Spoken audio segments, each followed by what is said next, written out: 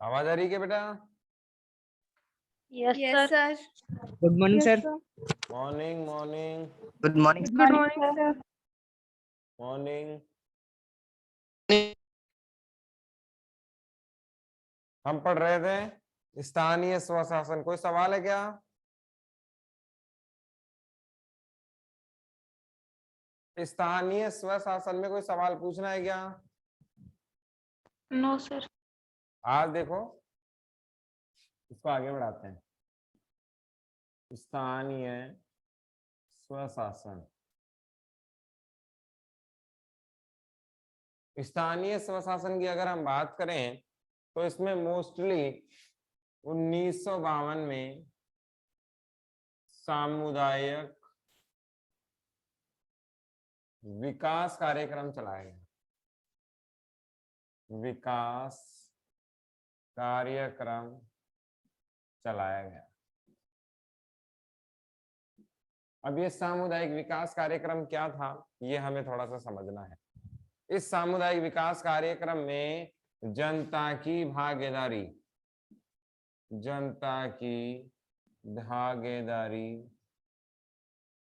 को बढ़ावा देना था।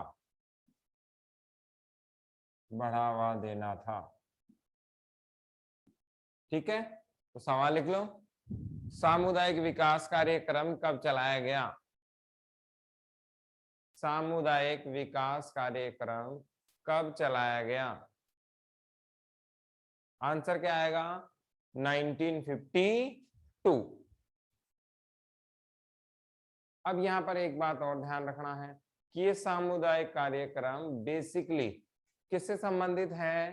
राजनीति में भागीदारी से लेकर। किससे संबंधित है? राजनीति में भागीदारी से संबंधित है। कोई बता सकता है योजना आयोग कब बना था?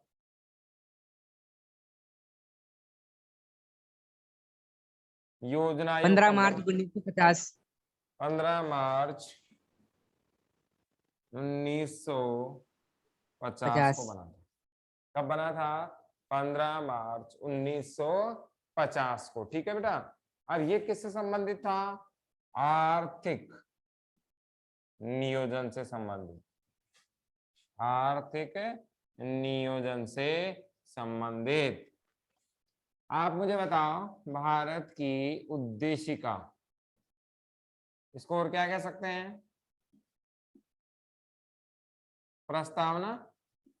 उद्देशिका को और क्या कह सकते हैं? प्रस्तावना। और उद्देशिका और प्रस्तावना की अगर हम बात करें तो इसमें कितने प्रकार की न्याय बताई गई है? उद्देशिका और प्रस्तावना में कितने प्रकार की न्याय का उल्लेख किया गया है? बताओ निकिता, तराना। सबके पास बुक होगी? लास्ट पेज पे देख लो, बिल्कुल किताब बंद करके, बिल्कुल जैसे कवर पेज आता है ना, उस लास्ट पेज पे देखो, उद्देशिका या प्रस्तावना लिखी हुई है। हम भारत के लोग भारत को, है ना, ऐसा कुछ लिखा हुआ है। बताओ मिला क्या? Yes sir. क्या है वहां? 3 प्रकार सामाजिक के न्याय, न्याय। आर्थिक न्याय और राजनीतिक न्याय। हाँ, सामाजिक, आर्थिक और राजनीतिक। ठीक है, तो लिख लो, सवाल लिख लो, फ्री वाली जगह पे लिखो। भारत की उद्देशिका में या प्रस्तावना में, भारत की उद्देशिका में या प्रस्तावना में कितने प्रकार की न्याय का उल्लेख है? भारत की उद्देशिका में या प्रस्तावना में कितने प्रकार की न्याय का उल्लेख है? आंसर क्या आएगा? 3 प्रकार की। नाम भी लिख लो। 3 प्रकार की। सामाजिक, आर्थिक और राजनीतिक। सामाजिक, आर्थिक और राजनीतिक। सामाजिक, आर्थिक और राजनीतिक। अब यहाँ पर आप अच्छे से देखना, पहले ये देख लो सामाजिक क्या होती है। समाज में बिना भेदभाव, समाज में बिना भेदभाव सभी को समान दर्जा देना। क्या करना? समान दर्जा देना। क्या कहलाता है? सामाजिक न्याय कहलाता है। आर्थिक न्याय क्या है? गवर्नमेंट द्वारा या सरकार के द्वारा, सरकार के द्वारा या गवर्नमेंट द्वारा समानता के आधार पर क्या लाया जाए? नियोजन लाए या ऐसी योजनाएं लाए जिससे किसी भी जाति वर्ग विशेष के साथ भेदभाव ना हो। क्या गवर्नमेंट स्कूल में जाने के आधार पर आरक्षण है? क्या नहीं, वो एक अलग बात है, पिछड़ों को आगे बढ़ाने का काम किया है। क्या जर्नल वालों को रोक सकता है क्या हॉस्पिटल में जाने से? सरकारी हॉस्पिटल में नहीं। तो सरकार की जितनी भी योजनाएं आएंगी वो सब बिना भेदभाव के आएंगी, उनमें किसी पर कोई प्रेशर नहीं होता है। ठीक है बेटा। अब देखो राजनीतिक, ये अपने काम का है, सबसे इंपॉर्टेंट यही है। वैसे तो सबसे इंपॉर्टेंट ये होता है। ये क्या होता है? ये दो प्रकार का है। देखो, एक तो चुनाव में भाग लेना।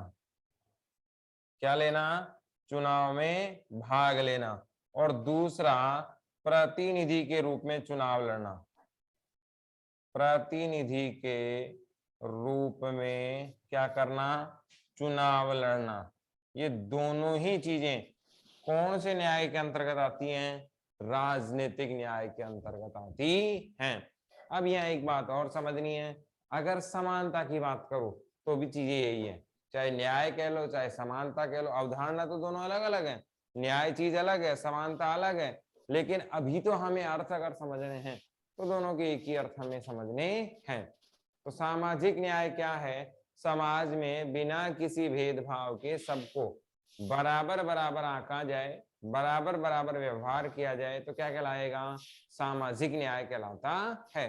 दूसरा आर्थिक न्याय किसे कहते हैं? गवर्नमेंट के द्वारा ऐसी कोई पॉलिसी डेवलप नहीं की जाए जिससे विभिन्न वर्ग, समुदाय, वर्णों के साथ किसी भी प्रकार का क्या हो जाए? भेदभाव हो जाए। इसका मतलब ये है equality distribution of our sources, it called to financially equality. ठीक है, यानी कि बराबर मात्रा में यदि हम संसाधनों का क्या करें? रिसोर्सेज का क्या करें? डिस्ट्रीब्यूशन करें, कहीं केंद्रीकरण नहीं होने दें, किसी वर्ग विशेष के हाथों में बहुत ज्यादा संसाधन नहीं चले जाएं, तो ये सब क्या है? आर्थिक न्याय या समानता के उदाहरण हैं। अब आपसे सवाल पूछा जाता है राजनीतिक न्याय क्या है, तो इसमें कितने प्रकार का मामला है? दो प्रकार का मामला है। नंबर एक तो कौन सा? प्रत्येक व्यक्ति को चुनाव में भाग लेने का अधिकार है और प्रत्येक व्यक्ति को चुनाव लड़ने का भी अधिकार है।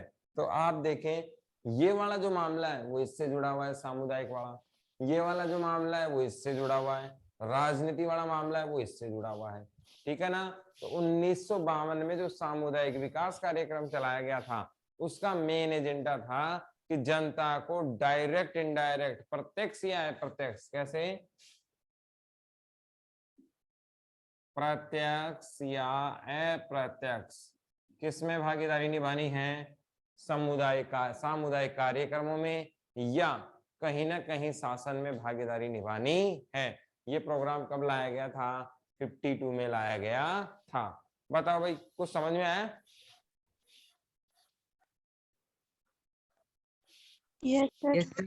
ठीक है। Yes sir. अब इसमें आगे अगर हम देखें तो 1960 में यानी कि 60 में चुनाव वगैरह की व्यवस्था भी की गई। क्या किया गया? चुनाव की व्यवस्था की गई 1960 के दशक में। इसमें कुछ राज्य हैं, महाराष्ट्र है, गुजरात है, ऐसे राज्यों में क्या किया गया? इसमें क्या जोड़ा गया? चुनाव जोड़ा गया। किसमें? स्थानीय शासन व्यवस्था में।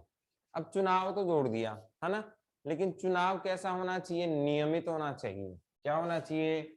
नियमित होना चाहिए।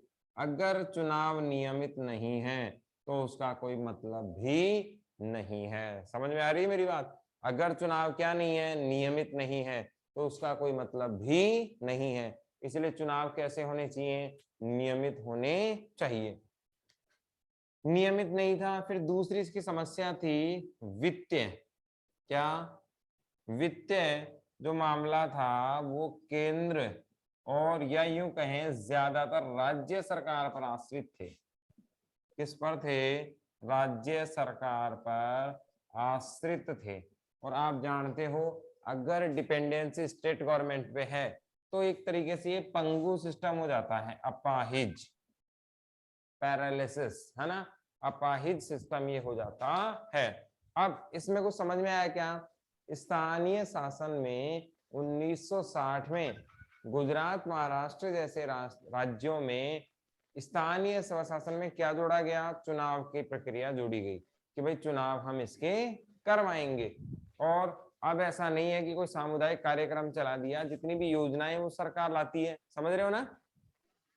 अगर हम करें 52 के सामुदायिक कार्यक्रम, ठीक है, की तुलना किससे करें? इस 60 वाले प्रोग्राम से, तो आप जानते हैं सामुदायिक कार्यक्रम क्या होते हैं? वन साइडेड होते हैं। कैसे होते हैं? One sided. It is work only for by government, है ना। कार्य किसके साथ होता है? केवल सरकार के द्वारा होता है। योजनाएं किसके द्वारा आती है? सरकार के द्वारा। और केवल वन साइड रोल होता है। इसमें जो भी काम होगा वो कौन करेगी? सरकार ही करेगी। जैसे उज्ज्वला योजना, है ना, नाम ही बढ़िया है, बाकी कुछ भी लेने देने नहीं है। उज्ज्वला योजना किससे संबंधित है? बताओ भाई। सामुदायिक कार्यक्रम से। बेटा अभी की है, मोदी सरकार की है ये तो, है ना। और गैस सिलेंडर दिए थे फ्री में, लेकिन अब भरा नहीं रहे, तो मैंने इसीलिए कहा नाम ही है, बाकी किसी काम की नहीं है। देखो गरीब आदमी को या तो सिलेंडर देने नहीं चाहिए थे, देते तो भरा के देते। खाली सिलेंडर का क्या करेगा बेचारा गरीब आदमी, वैसे ही दुखी है। अब ये भी अपने काम की चीज है, मैंने इसीलिए ये उदाहरण लिया। देखो आपने कभी रियो डी जेनेरियो सुना क्या? रियो डी जेनेरियो पृथ्वी सम्मेलन सुना कभी? Yes sir. पृथ्वी सम्मेलन यस सुना? सर। ये लो देखो, पृथ्वी सम्मेलन। अब ये थोड़ा सा साइड में आने वाला मामला हो गया सम्मेलन, है ना। लेकिन देख लो अब 2 मिनट में जब मामला आ ही गया है तो, है ना, इसको देखते हैं। ये इस टॉपिक से जुड़ा हुआ नहीं, अलग है ना। देखो पृथ्वी सम्मेलन में क्या हुआ, है ना। फिर उसके बाद में दो, पहले 82 में हुआ, 92 में हुआ, 97 में हुआ, अब ये चल रहे हैं कंटिन्यू। सेव अर्थ, आपने हॉलीवुड मूवी देखते हो क्या? हॉलीवुड मूवी अंग्रेजों वाली देखते हो क्या? कोई नहीं देखता।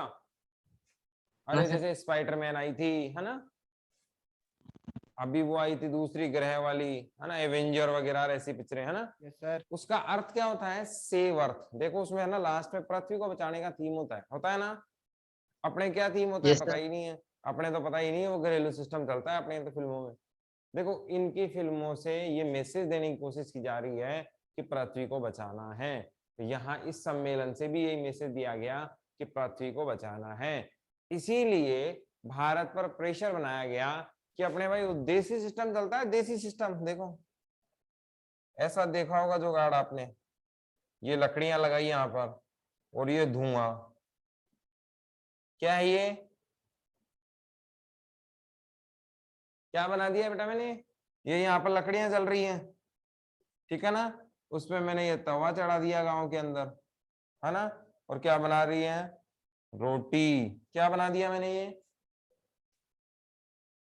चूल्हा। Very good. मैं तो सदमे में आ गया था, आप ये भी जानते हो कि नहीं जानते हो, है ना। फिर समस्या हो जाती। देखा है ना गांव वाला इंजन, बड़ा जबरदस्त। इसमें क्या होता है? कार्बन का उत्सर्जन होता है। इस चीज को रोकने के लिए अंतरराष्ट्रीय प्रेशर बना भारत पर भी।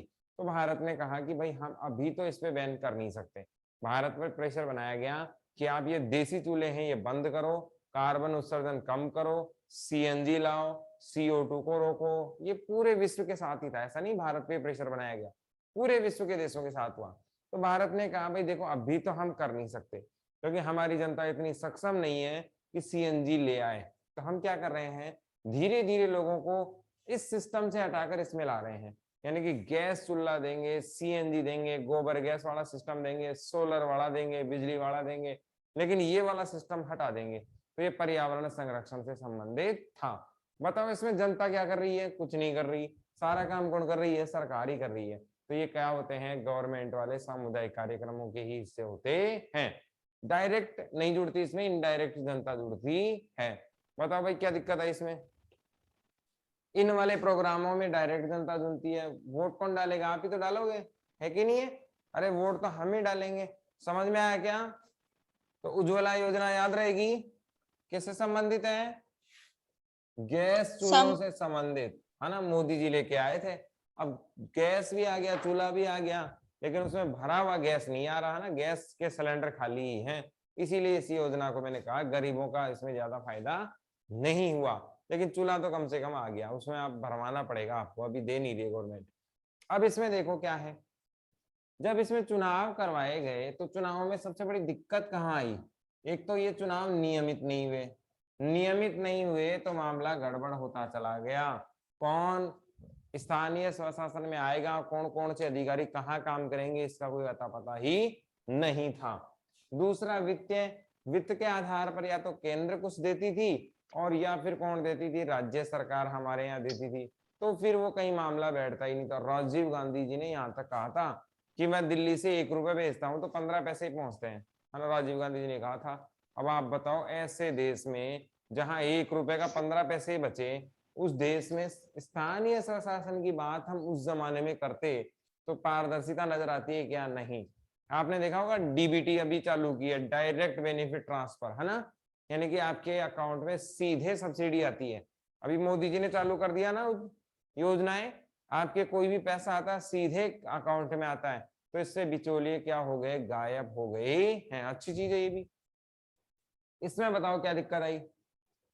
स्थानीय स्वशासन का 60 में क्या योगदान रहा, 60 के दशक में क्या व्यवस्थाएं की गई, किसके दिक्कत आई?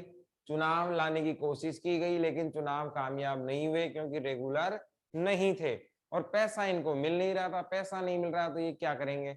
बिना पैसे कोई राजकाज नहीं चलता है। एक एग्जाम्पल देखो, ऐसा आपके पास कोई इलाज है जिससे नेताओं सुधर सके, नेता या राजनीति में सुधार हो सके? है कोई ऐसा उपाय? बताओ भाई, आप ही हो युवा, भारत का भविष्य, क्या किया जाए कि नेता सुधर जाए और सारा सिस्टम बिल्कुल एवन हो जाए? बताओ। मेरे पास है दिव्या, चंचल, बताओ भाई क्या है, क्या किया जाए कि देश सुधर जाए? सब अपने आप को आप आईएएस समझो, सब आईएएस बन गए, है ना, सब कलेक्टर से ऊपर के रैंक के सब सचिव हो आप। अब बताओ क्या है, क्या किया जाए कि देश की राजनीति में सुधार आ जाए? कोई नहीं? निहारिका, नेताओं में कुछ हाँ हाँ बोलो प्रिया। नेताओं में कुर्सी का डर भी। नेताओं में कुर्सी का डर, हाँ एक ये भी अच्छी चीज है। और बताओ।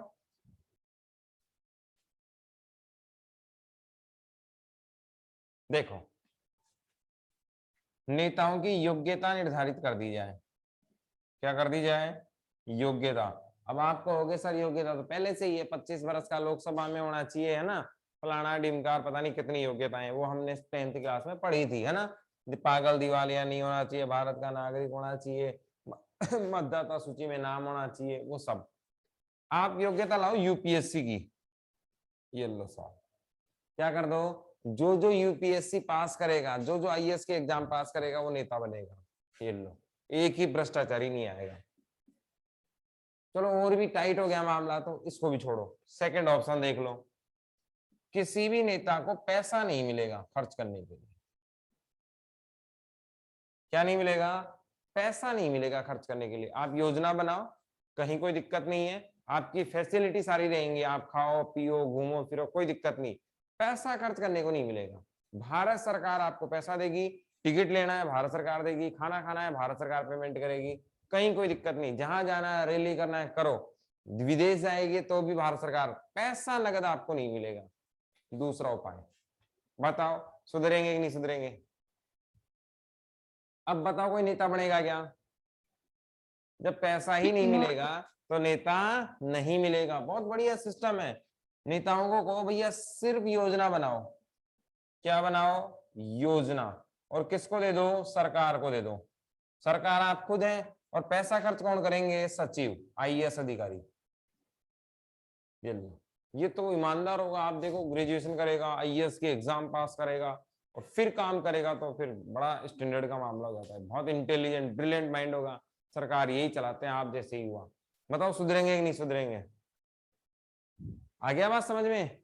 तो ऐसे हमारे स्थानीय शासन को जैसे सुधारना है, वैसे उच्च शासन को भी सुधारा जा सकता है, यदि क्या कर दिया जाए? पैसे का मामला रोक दिया जाए, ट्रांसपेरेंसी हो। इसके बाद देखो इसमें क्या आया 79 में, 1987 में, 87 में स्थानीय स्वशासन को पुनरावलोकन होने लगा। क्या होने लगा? पुनरावलोकन होने लगा। अब पुनरावलोकन क्या होता है? समीक्षा होने लग गई कि इसमें और क्या किया जा सकता है। और इसके बाद 1989 में एक समिति बनी, पीके थुगुन। कौन सी समिति बनी? पीके थुगन समिति बनी। ये लिख लो, ये काम का सवाल है। लिखो, पीके थुगन समिति, पीके थुगन समिति कब बनी तथा इसकी प्रमुख सिफारिशें क्या थी? सिफारिशें स्थानीय स्वशासन को संवैधानिक दर्जा देने की बात कही। संवैधानिक दर्जा देने की सिफारिश की। अब ये काम का सवाल है, ठीक है बेटा। पीके थुगन समिति कब बनी? 1989 में बनी। और किससे संबंधित है? स्थानीय स्वशासन से संबंधित है। कहा क्या कि जो स्थानीय स्वशासन है उसको क्या देना चाहिए? संवैधानिक दर्जा देना चाहिए। अब संवैधानिक दर्जा क्या की मान्यता देनी चाहिए। इन्हीं की सिफारिशों को मानते हुए 92 में 73वां और 74वां संविधान संशोधन क्या हो गया? पारित हो गया। क्या हो गया? पारित हो गया। और 1993 में क्या हो गए? दोनों ही लागू हो गए। क्या हो गए? लागू हो गए। अब इनको हम डिटेल से एक एक करके पढ़ते हैं। बताओ क्या दिक्कत है इसमें? क्लियर है? यहां तक कुछ पूछना हो तो बताओ।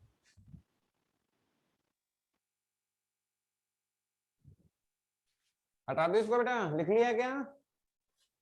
Yes yes sir. सर।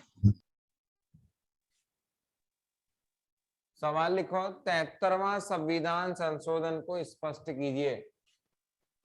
73वां संविधान संशोधन को स्पष्ट कीजिए।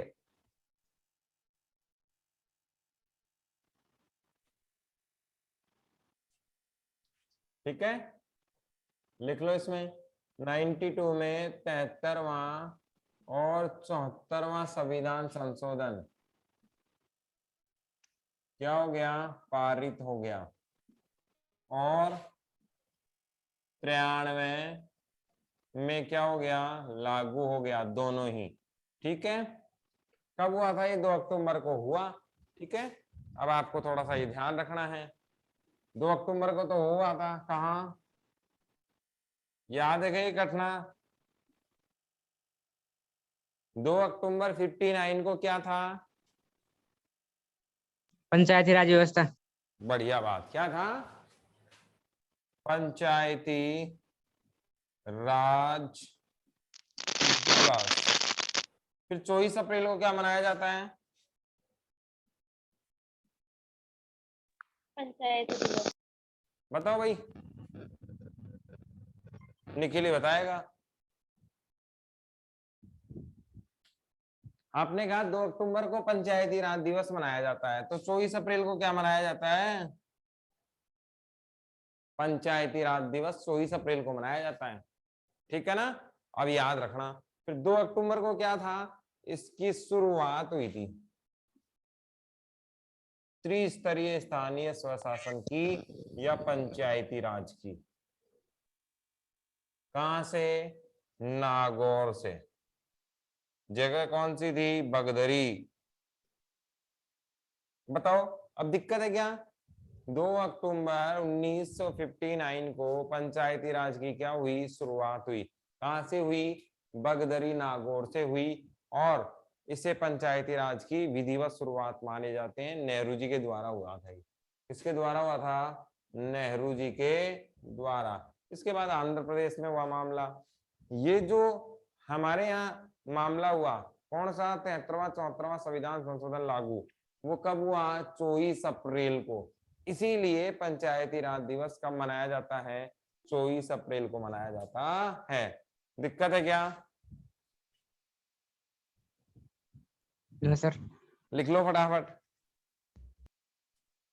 92 में 73वां 74वां संविधान संशोधन पारित हुआ। 92 में 73वां 74वां संविधान संशोधन पारित हुआ, जिसमें 73वां स्थानीय स्वशासन से तथा 74वां नगरीय निकाय से जुड़ा हुआ था। नगरीय निकाय से जुड़ा हुआ था, ठीक है। जिसमें 73वां स्थानीय स्वशासन से तथा 74वां नगरीय निकाय से जुड़ा हुआ था।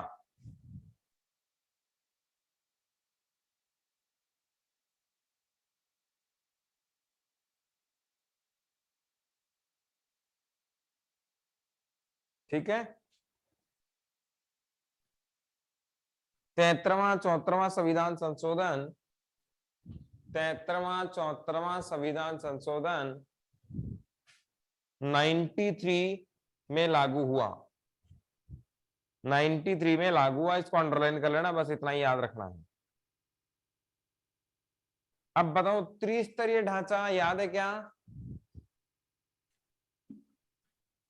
पंचायती राज का स्थानीय शासन व्यवस्था का त्रिस्तरीय ढांचा याद है क्या, लिखो सवाल लिखो। पंचायती राज व्यवस्था का त्रिस्तरीय ढांचा लिखें। पंचायती राज व्यवस्था का त्रिस्तरीय ढांचा लिखें। पहला क्या आएगा, ग्राम, फिर क्या आएगा, ग्राम पंचायत, और मुखिया सरपंच। दूसरा स्तर क्या आएगा, खंड, तालुका, मध्यम, ठीक है। इसमें क्या कहेंगे, पंचायत समिति। ये क्या है, पंचायत समिति, और अध्यक्ष कौन होता है, प्रधान होता है, ठीक है। तीसरा है यहाँ पर जिला, और यहाँ पर आएगा जिला परिषद। यहाँ क्या आएगा, जिला परिषद, और यहाँ पर आएगा जिला प्रमुख।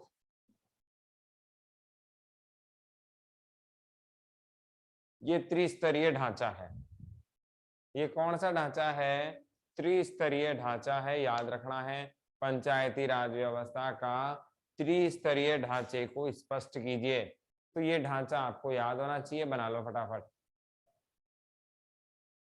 सवाल लिख लो और फिर आंसर लिख लो। पंचायती राज व्यवस्था का त्रिस्तरीय ढांचे को लिखें।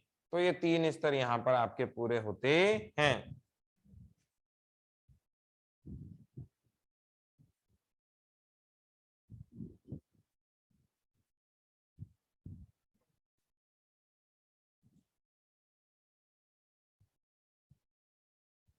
बना लिया क्या?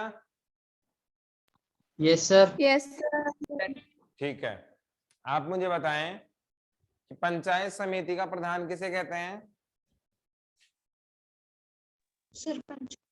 पंचायत समिति का प्रमुख कौन कहलाता है? प्रधान। सरपंच। सरपंच। Very good. कौन बोल रहा है भाई ये? पंचायत प्रधान। कहाँ से होगा? पंचायत समिति का तो प्रधान होगा, है कि नहीं? प्रधान। जिला परिषद का? जिला प्रमुख। जिला प्रमुख। जिला प्रमुख। ठीक है। जिला प्रमुख। सरपंच कौन से स्तर पे पाया जाता है? गांव। अब इसमें एक नोट लगाओ, नोट लगा के लिख लो। 73वें संविधान संशोधन में, फटाफट लिखो, टाइम होने वाला है। 73वें संविधान, आप लिख लो, मैं बोल देता हूँ, लिखा ही नहीं जाएगा। 73वें संविधान संशोधन में अनिवार्य रूप से ग्राम सभा का उल्लेख किया गया है। 73वें संविधान संशोधन में अनिवार्य रूप से ग्राम सभा का उल्लेख किया गया है, जिसके सदस्य प्रत्येक ग्रामवासी जो मतदान का अधिकार रखेगा, जिसका सदस्य प्रत्येक ग्रामवासी जो मतदान का